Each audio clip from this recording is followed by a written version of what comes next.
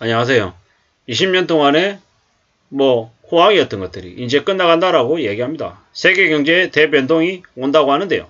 인플레이션을 잡으려면 기적이 필요하다라고 이야기합니다. 다르게 얘기하면 인플레이션 안 잡힌다라는 얘기입니다. 한국의 경제부총리라고 하는 이는 10월달이면 물가 정점을 찍고 내려갈 것처럼 얘기했지만 절대로 그런 일은 없다라고 봐야 될 것 같습니다. 지금 우리가 시중에서 보면 배추값이 김치 가격이 두세 배 오르고 채소값들이 천정부지로 오르고 있습니다. 감당 못할 정도로 물가가 오르고 있는데 이게 이제 시작이라는 게 더 문제입니다. 추석이 끝나면 신라면도 가격 올립니다. 그러면 라면 가격 오르는 걸로 끝날까요? 그게 줄줄이 사탕이 된다라는 거죠. 앞으로 다른 물가들도 가파르게 오릅니다. 좀 지나면 가스값 오르죠. 전기세 오르죠. 공공요금 계속 올라갈 거고, 직장인들은 건보료가 이제 7%대로 이제 더 올라가죠. 이런 식으로 이렇쿵저렇쿵 계속 올릴 거리만 늘어나는 겁니다. 아니, 추경호 경제부총리한테 묻고 싶습니다. 서민들의 부담은 계속 늘어나는데 왜 대기업 재벌들의 법인세는 그토록 많은 금액을 깎아줬습니까? 대한민국의 재정이 넉넉합니까? 플러스입니까? 국민들의 삶이 낫습니까? 아니죠. 국민들의 삶은 더 어렵고 더 힘든데 대기업들 법인세만 깎아줬습니다. 믿기 어려운 일입니다. 한 나라의 경제부총리라고 하는 이가 이렇게 대놓고 정권을 잡자마자 대기업 법인세부터 깎아주는 일은 그냥 한국 경제를 이미 망가지는 걸로 인정하고 자기 먹고 살 궁리만 하는 거다라고 봐야 되겠습니다. 아니, 인플레이션을 잡는데 기적이 필요하다라고 얘기합니다. 참, 저게 무슨 말인가 싶을 정도인 거죠. 좀 충격입니다. 충격. 겁납니다. 걱정입니다. 앞으로 우리의 삶이 어떻게 흘러갈지 점점 더 겁이 난다라는 거죠. 확실한 거는 저 물가 상승이 쉽게 안 잡힐 거라는 겁니다. 안 잡힐 거라는 거예요.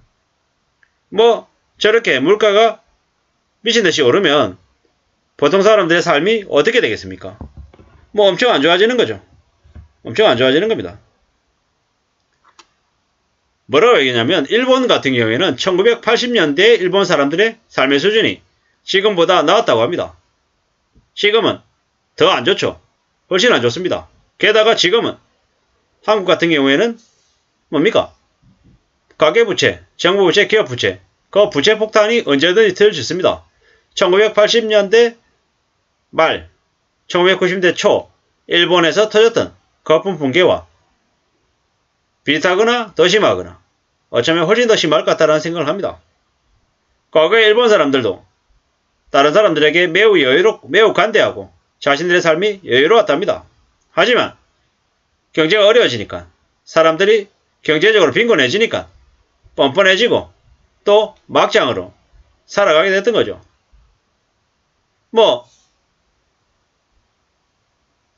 언둔형 외톨이가 늘어나고 친족 간에 사건 사고들이 늘어났었다라는 거죠.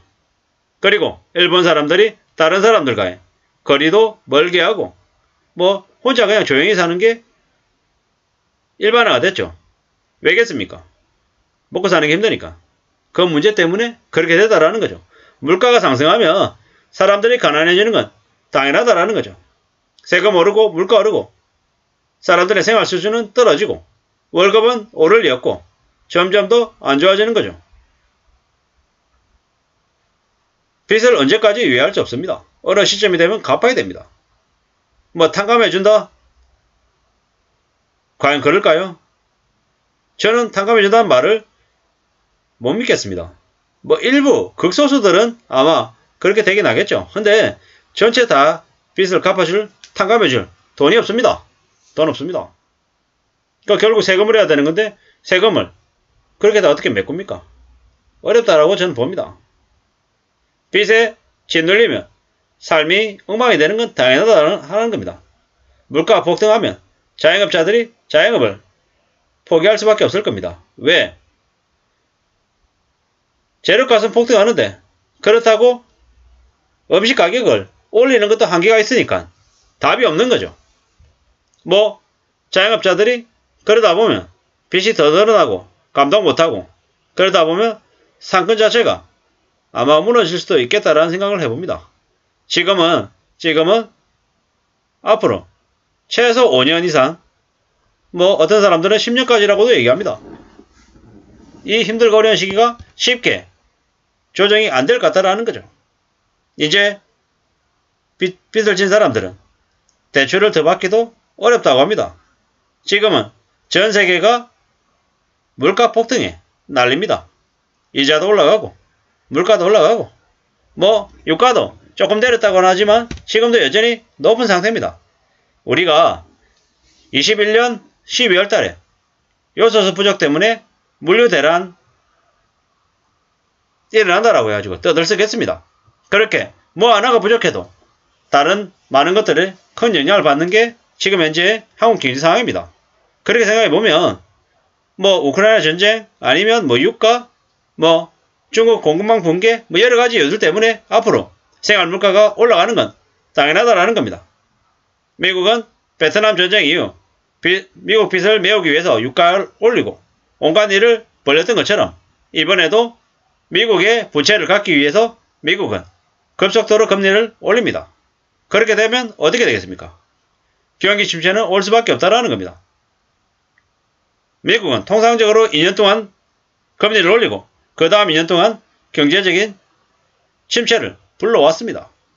마찬가지도 이번에도 그러겠죠. 물론 시점이 딱 2년 금리 상승, 2년 경기 침체 뭐 그 다음에 또 나아지는 딱 이런 공식은 안 될 수도 있죠. 확실한 건 뭐다? 시간차를 두고 일어나긴 하겠지만 일어날 일은 일어난다라는 거죠. 이번에 연끌한 이들은 전부 다 길바닥으로 내몰릴 겁니다.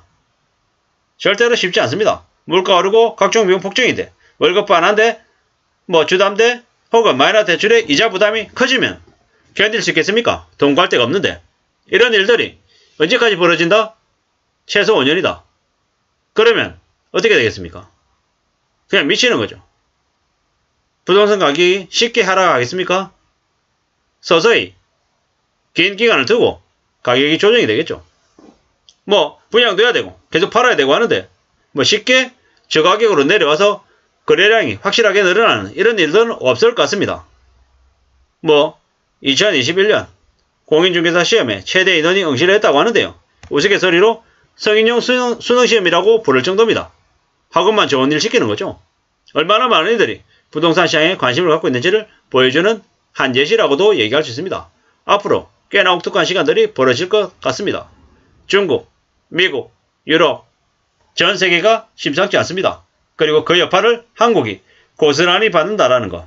그래서 우리는 더욱 두려워하면서 살아야 된다. 앞으로 긴축을 당연하게 생각하고 적응하면서 지나야 될 것 같습니다. 그러지 않으면 우리의 삶이 점점 더 어려워질 것 같습니다. 감사합니다.